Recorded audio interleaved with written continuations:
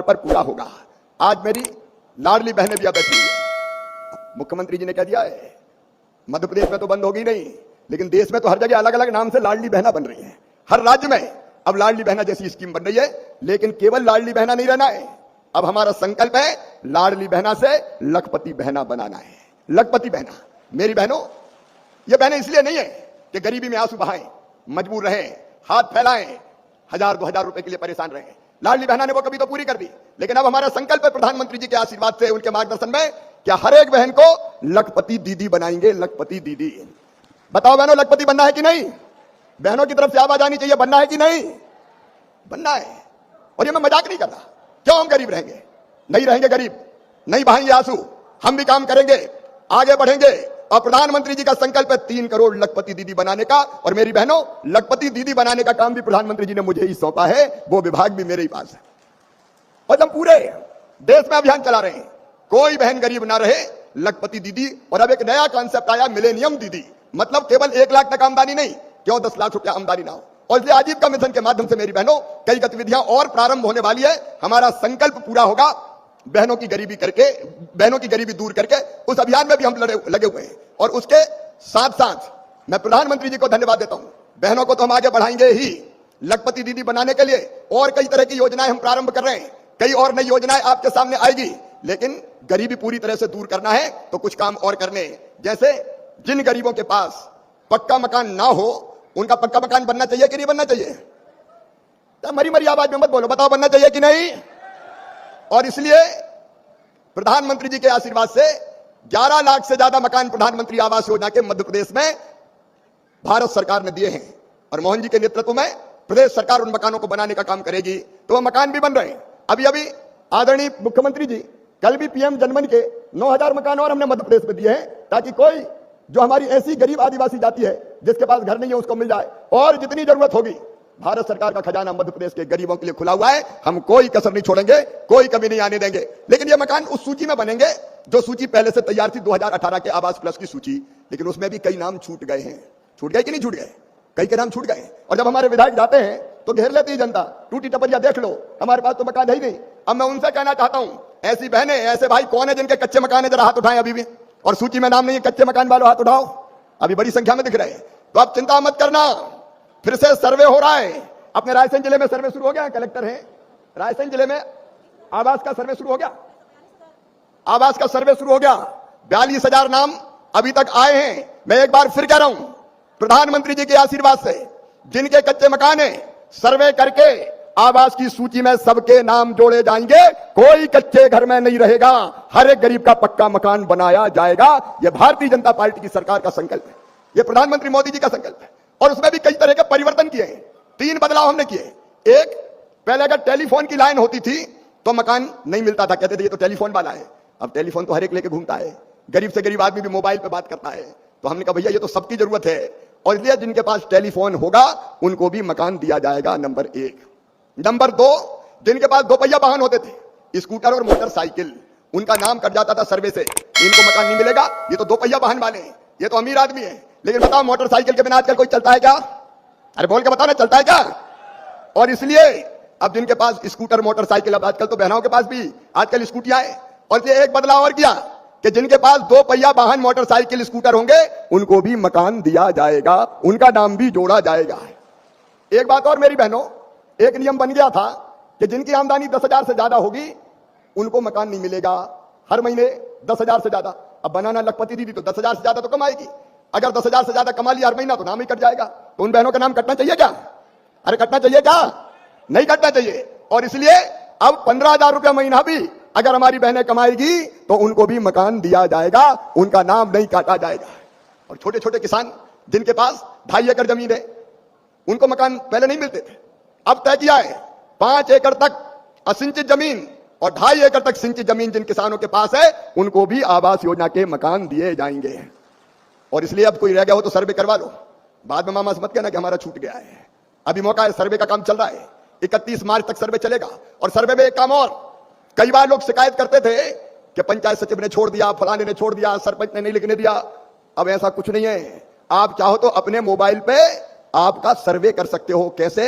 Mobile, अगर आपके पास आधार number है तो मोबाइल में आधार नंबर फीड करेंगे, लॉगिन करेंगे और अपना फोटो खींचेंगे, एक फॉर्म आएगा, उस फॉर्म को अगर उसमें भर देंगे तो आपका नाम भी सर्वे की सूची में जोड़ लिया जाएगा। सेल्फ सर्वे होगा। अगर कोई झूठ बोलेगा तो जांच हो जाएगी, लेकिन आप खुद भी सर्वे कर सकते हैं। इसलिए कोशिश यह है कि सर्वे से कोई का नाम ना छूटे और कोई बेईमानी भी नहीं कर पाए। नहीं तो पहले बेईमानी हो जाती थी, वो किसी भी कीमत पर नहीं होगी। तो सबको आवास यह सुनिश्चित किया जाएगा।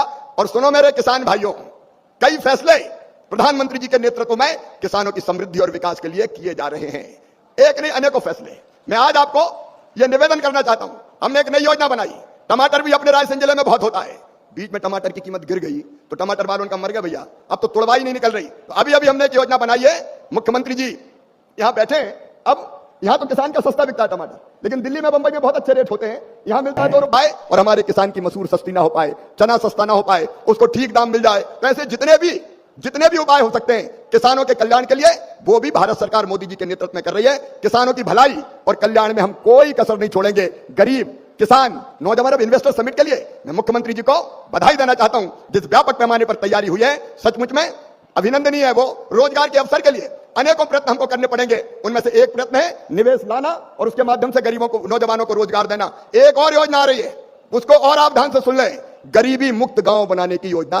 गरीबी मुक्त गांव, गरीबी मुक्त गांव का मतलब है उनमें एक भी आदमी गरीब ना रहे, मतलब कोई ना कोई किसी ना किसी आजीविका से जुड़ जाए। जैसे बहनें आजीविका मिशन के माध्यम से आजीविका से जुड़ रही, तो जितनी अलग अलग योजनाएं हमारी, इसको भी हम फाइनल कर रहे हैं। उन योजनाओं को इंप्लीमेंट करके नौजवानों, जैसे मुख्यमंत्री जी ने कहा दूध की बात, अब हम दूध से भी, भारत सरकार की योजना भी आपकी जानकारी में भी है, ग्रामीण विकास की योजना भी है। हम विशेष रूप से दूध के काम से किसानों को और जिनके पास जमीन नहीं है उनको भी जोड़ेंगे, ताकि उनकी आमदनी बढ़ सके।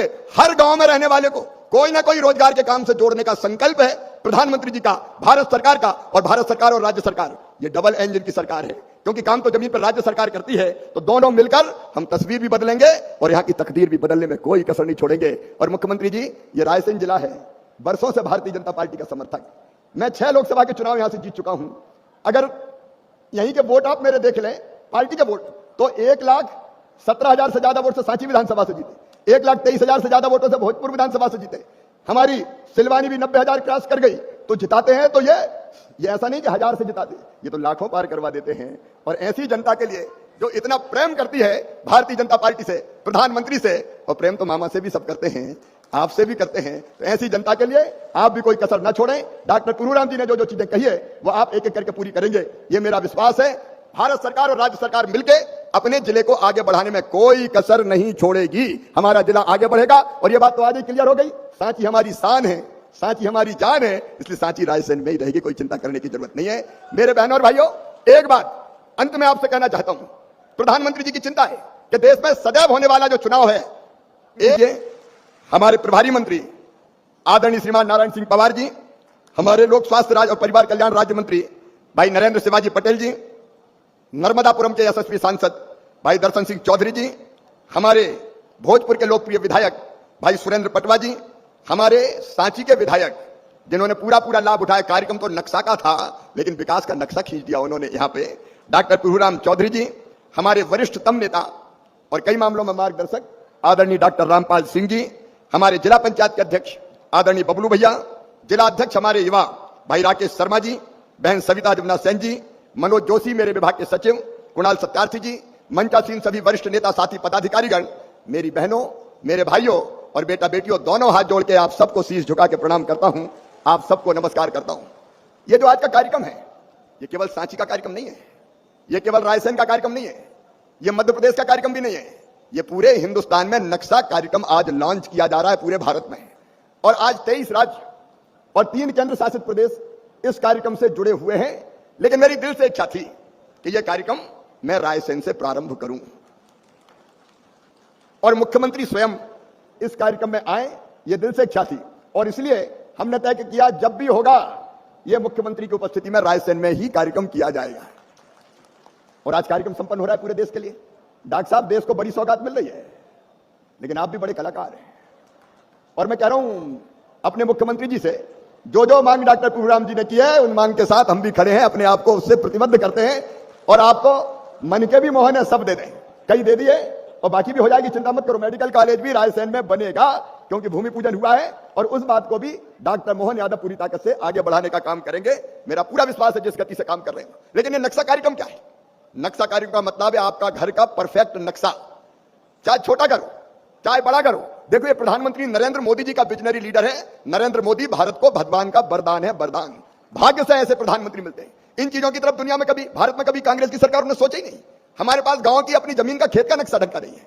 हमारे पास शहर में घर है लेकिन उसका ढंग से नक्शा नहीं है। और कई बार इसलिए भूमि के विवाद 90% नक्शे के कारण होते हैं। आज यहां से हिंदुस्तान के 23 राज्यों में, शहरों में नक्शा बनेगा, ड्रोन के माध्यम से पहले सर्वे होगा और उसके बाद जमीन पर फिजिकल वेरिफिकेशन करके आपके मकान का नक्शा डिजिटली बना के आपको दे दिया जाएगा। और जब नक्शा नहीं होता तो कई घपले और घोटाले। अगर कोई के मन में आ गया तो रामलाल की जमीन श्यामलाल के पास चली गई, श्यामलाल बेचारे रामलाल गोल हो गए। बाद में पता चला कि ये तो जमीन मेरी थी लेकिन हो गई दूसरे के नाम। अब ये नहीं होगा, आपके पास आपकी जमीन का व्यवस्थित रिकॉर्ड होगा।